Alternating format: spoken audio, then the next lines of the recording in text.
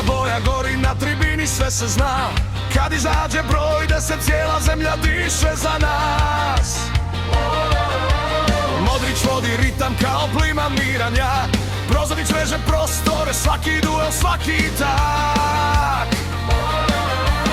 Gvardiol zatvara vrata kao zid pred tuđi san. Kramarić traži mrežu i udara kad je plan.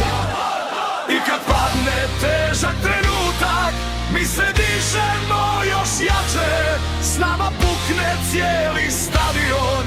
Neka zvoni, neka dače. Ajmo Hrvatska, ajmo sad. Ajmo Hrvatska, cijeli grad. Srce gori, nema predaje. Do vrha svijeta na noge sve. Ajmo Hrvatska, zovi glas. Pjevaj, kucaj, stani uz nas. Jedan san, jedna zastava. Svjetsko zlato, naša je stvar.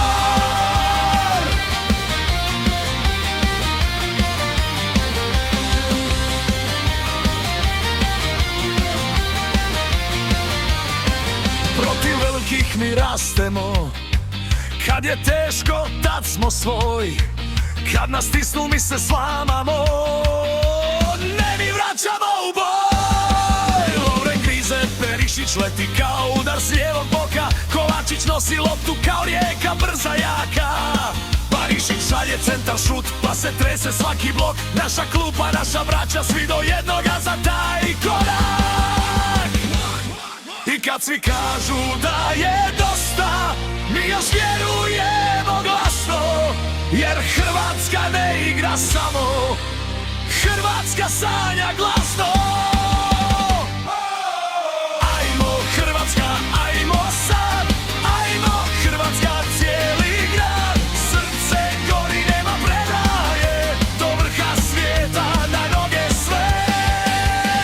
Ajmo Hrvatska, zovi glas. Pjevaj, kucaj, stani uz nas. Jedan san, jedna zastava. Svjetsko zlato, naša je stvar.